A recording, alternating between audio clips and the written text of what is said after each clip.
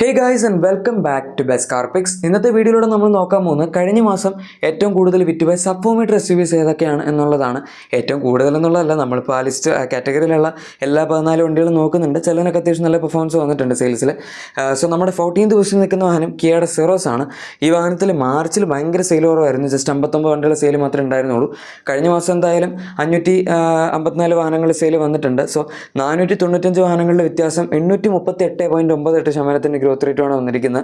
14 വാഹനങ്ങളുള്ളതിൽ total 5 വണ്ടികൾക്കാണ് growth ഉള്ളത്. അതിലിപ്പോൾ ഞാൻ പറയാതെ തന്നെ അറിയായിരിക്കും ഏറ്റവും കൂടുതൽ ഗ്രോത്ത് പെർസെൻറ്റേജ് വന്ന വണ്ടി ഇത് തന്നെയാണെന്ന്. അതിന് തന്നെ വേറെ റീസൺ കൂടെ ഉണ്ട്. ഈ വണ്ടിക്ക് കഴിഞ്ഞ മാസം ഒരു ചെറിയ അപ്ഡേറ്റ് കിട്ടിയായിരുന്നു. സോ അതിന് വേണ്ടിയാണ് അവർ മാർച്ചിൽ തന്നെ പ്രൊഡക്ഷൻ കുറച്ച്. ശരിക്കും മാർച്ചിൽ എന്തിനാണ് ഇതിൻ്റെ പ്രൊഡക്ഷൻ കുറച്ചതെന്നുള്ളത് ആർക്കും മനസ്സിലായില്ല. കാരണം അങ്ങനെ ഒരു ചെറിയ അപ്ഡേറ്റ് ആരും പ്രതീക്ഷിക്കുന്നില്ലായിരുന്നു, കിയ പറഞ്ഞിട്ടുമില്ലായിരുന്നു. എനിവേ, നമ്മുടെ ഇനി അടുത്ത 13th പൊസിഷനിൽ നിൽക്കുന്ന വാഹനം മാരുതി സുസുക്കിയുടെ ജിമ്നിയാണ്. ഇതിന് കഴിഞ്ഞ മാസം 693 വാഹനങ്ങൾ സെയിലാണ് കിട്ടിയത്. മാർച്ചിൽ 656 വാഹനങ്ങൾ സെയിലായിരുന്നു കിട്ടിയിരുന്നത്. സോ 37 വാഹനങ്ങളുടെ വ്യത്യാസം 5.64% ഗ്രോത്ത് റേറ്റുമാണ് വന്നിരിക്കുന്നത്. ഈ ലിസ്റ്റിൽ വന്നിരിക്കുന്നതിൽ ഏറ്റവും കുറവ് ഗ്രോത്ത് പെർസെൻറ്റേജ് ഉള്ള വണ്ടി ഇതാണ്. പക്ഷേ അത്യാവശ്യം കൺസിസ്റ്റൻ്റ് ആയിട്ടുള്ള സെയിലാണെന്ന് പറയാം. വലിയ വ്യത്യാസമില്ല.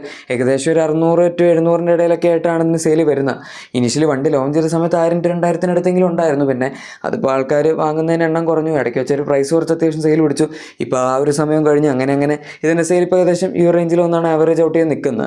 നമ്മുടെ അടുത്ത 12th പൊസിഷനിൽ നിൽക്കുന്ന വാഹനം നമ്മുടെ റെനോയുടെ കൈഗറാണ്. ഇതിനൊരു ഫേസ് ലിഫ്റ്റ് കിട്ടിയായിരുന്നു. അങ്ങനെ സെയിൽ ഇടയ്ക്ക് വെച്ചത് കൂടി, പക്ഷേ പിന്നെയും ഏകദേശം 1000 താഴത്തോട്ട് വീണിട്ടുണ്ട്. 727 വാഹനങ്ങൾ സെയിലാണ് കഴിഞ്ഞ മാസം കിട്ടിയത്. കഴിഞ്ഞതിന് മുന്നത്തെ മാസം, അതായത് മാർച്ചിൽ 1184 വാഹനങ്ങൾ സെയിൽ ആയിരുന്നു കിട്ടിയിരുന്നത്. അതായത് 457 വാഹനങ്ങളുടെ വ്യത്യാസം 38.6% ഡീഗ്രോത്ത് റേറ്റ് വന്നിട്ടുണ്ട്. നമ്മുടെ ഈ ലിസ്റ്റിൽ ഏറ്റവും കൂടുതൽ മന്ത് ഓൺ മന്തിൽ ഡീഗ്രോത്ത് വന്നിരിക്കുന്ന വണ്ടിയും കൂടിയാണ് റെനോയുടെ കൈഗർ.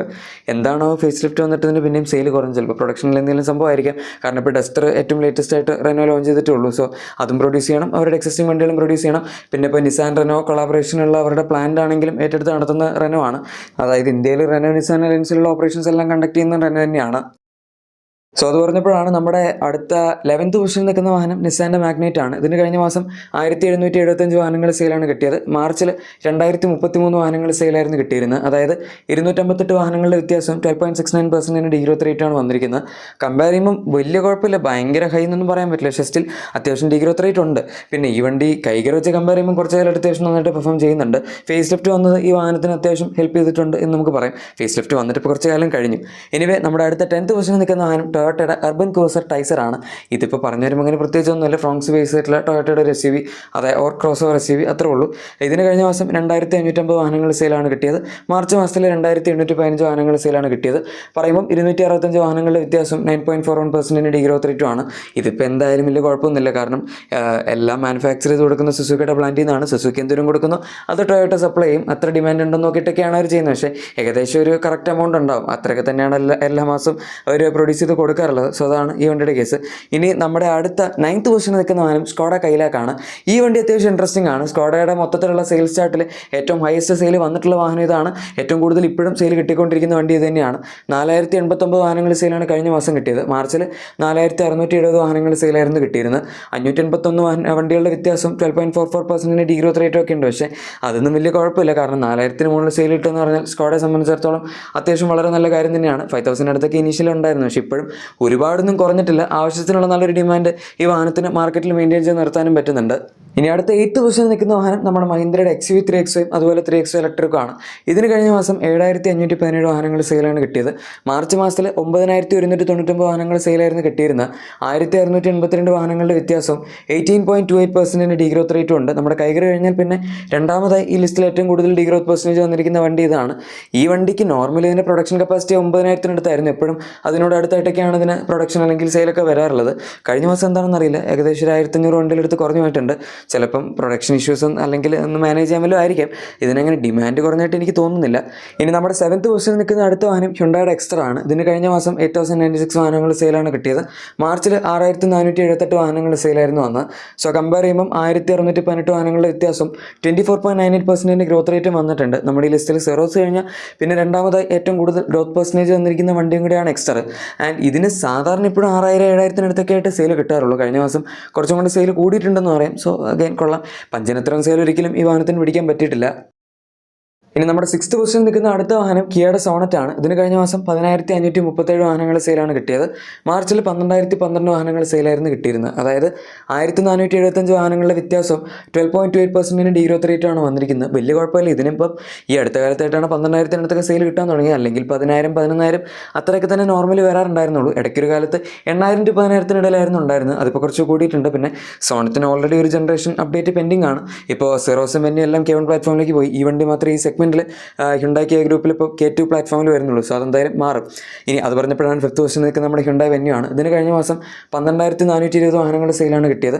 മാർച്ചിൽ 11,147 വാഹനങ്ങളുടെ സെയിൽ ഉണ്ടായിരുന്നുള്ളൂ. സോ 1,273 വാഹനങ്ങളുടെ വ്യത്യാസം 11.42% ഗ്രോത്ത് റേറ്റ് വന്നിട്ടുണ്ട്. വലിയ കുഴപ്പമില്ല. ആൻഡ് ഓവറോൾ എടുക്കുന്ന സമയത്ത് ഈ ലിസ്റ്റിൽ 4ാമതായി ഏറ്റവും കൂടുതൽ ഗ്രോത്ത് പെർസെൻറ്റേജ് വന്നിരിക്കുന്ന വണ്ടി വെന്യൂ ആണെന്ന് പറയും.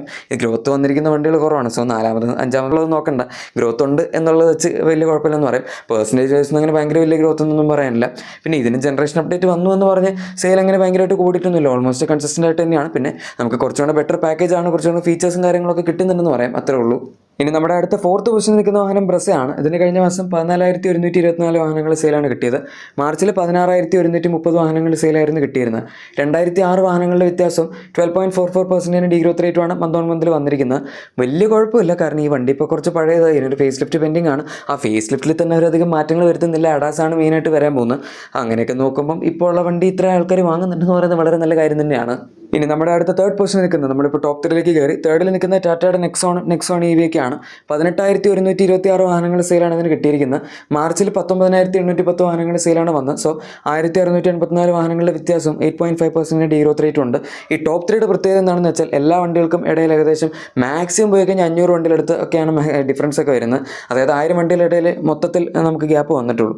18,000 ആണെങ്കിൽ നമ്പർ 1 പൊസിഷനിൽ നിൽക്കുന്ന വണ്ടി 19,000 അടുത്തേക്കേ ഉള്ളൂ. അത് നിങ്ങൾക്ക് അധികം വൈകാതെ മനസ്സിലാവും. നെക്സോണിൻ്റെ കേസ് ഇതാണ്. ഇനി നമ്മുടെ അടുത്ത 2nd പൊസിഷനിൽ നിൽക്കുന്ന വാഹനം മാരുതി സുസുക്കിയുടെ ഫ്രോങ്സ് ആണ്. ഇതിന് കഴിഞ്ഞ മാസം 18,829 വാഹനങ്ങൾ സെയിലാണ് കിട്ടിയത്. ആൻഡ് മാർച്ച് 2026 15,540 വണ്ടികൾ സെയിലാണ് കിട്ടിയത്. പറയുമ്പോൾ നമുക്ക് 3,289 വാഹനങ്ങളുടെ വ്യത്യാസം 21.16% ഗ്രോത്ത് റേറ്റാണ് വന്നിരിക്കുന്നത്. ഈ ലിസ്റ്റിൽ നമ്മുടെ എക്സ്റ്ററിന് തൊട്ട് താഴെ, അതായത് 3ാമതായിട്ട് ഏറ്റവും കൂടുതൽ ഗ്രോത്ത് വന്നിരിക്കുന്ന വണ്ടിയാണ് ഫ്രോങ്സ് എന്ന് പറയും. ഇതിന് ബലിനേക്കാളൊക്കെ ചില മാസങ്ങളിൽ സെയിൽ കൂടുതൽ കിട്ടാറുണ്ട്. ആൻഡ് 18,000 എന്ന് പറയുന്നത് അത്യാവശ്യം വളരെ നല്ല സെയിൽ തന്നെയാണ്. 18,000 അല്ല, ആക്ച്വലി 19,000 ആയിട്ടുണ്ട്. ഇനി നമ്മുടെ നമ്പർ 1 പൊസിഷനിൽ നിൽക്കുന്ന വാഹനം ടാറ്റയുടെ പഞ്ചാണ്. സോ ടോപ്പ് 3യിൽ ടാറ്റയുടെ 2 വണ്ടികളാണ് വന്നിരിക്കുന്നത്. 19,107 വാഹനങ്ങൾ സെയിലാണ് ഇതിന് കിട്ടിയിരിക്കുന്നത്. 20,977 വാഹനങ്ങൾ സെയിലായിരുന്നു മാർച്ച് മാസത്തിൽ കിട്ടിയത്. 1,870 വാഹനങ്ങളുടെ വ്യത്യാസം 8.91% ഡീഗ്രോത്ത് റേറ്റാണ് വന്നിരിക്കുന്നത്. സോ അത് നമ്മളിപ്പോൾ ഫ്രോങ്സും പഞ്ചും തമ്മിൽ കമ്പയർ ചെയ്യുമ്പോൾ ജസ്റ്റ് 300 വണ്ടികളെടുത്ത വ്യത്യാസമുള്ളൂ. ആൻഡ് നെക്സോണും പഞ്ചും തമ്മിൽ കമ്പയർ ചെയ്യുമ്പോൾ ഏകദേശം കറക്റ്റ് 1000 വണ്ടികളെടുത്താണ് ഡിഫറൻസ് വന്നിരിക്കുന്നത്. അതാണ് ഞാൻ പറഞ്ഞ വലിയ വ്യത്യാസമില്ല ടോപ്പ് 3 തമ്മിൽ നിന്ന്. അത്യാവശ്യം നല്ലൊരു ടൈറ്റ് മത്സരമായിരുന്നു. എനിവേ, ഇതാണ് കഴിഞ്ഞ മാസം ഏറ്റവും കൂടുതൽ വിറ്റുപോയിരിക്കുന്ന നമ്മുടെ സപ്പോമീറ്റർ SUVസിൻ്റെ വീഡിയോ. എന്താണ് നിങ്ങൾക്ക് ഇതിനെപ്പറ്റി പറയാനുള്ള താഴെ കമൻസിൽ പറഞ്ഞേക്കാം. പിന്നെ നിങ്ങളുടെ എക്സിസ്റ്റിംഗ് വാഹനത്തിന് എന്തെങ്കിലും ആക്സസറീസോ ക്ലീൻ പ്രൊഡക്ട്സ് ഒക്കെ ആണെങ്കിൽ നമ്മുടെ ഡിസ്ക്രിപ്ഷനിലെ പ്രൊഡക്ട്സ് ടാഗ് ഉറപ്പായിട്ടും ചെക്കൗട്ട് ചെയ്യുക. വീഡിയോ ഇഷ്ടപ്പെട്ടെങ്കിൽ തീർച്ചയായും ലൈക്കും സബ്സ്ക്രൈബും ഷെയർ ഒക്കെ ചെയ്ത് നമ്മൾ സപ്പോർട്ട് ചെയ്യാൻ മറക്കണ്ട. നമുക്ക് മറ്റൊരു വീഡിയോയിൽ കാണാം. അതുവരെ thank you for watching my video and good bye.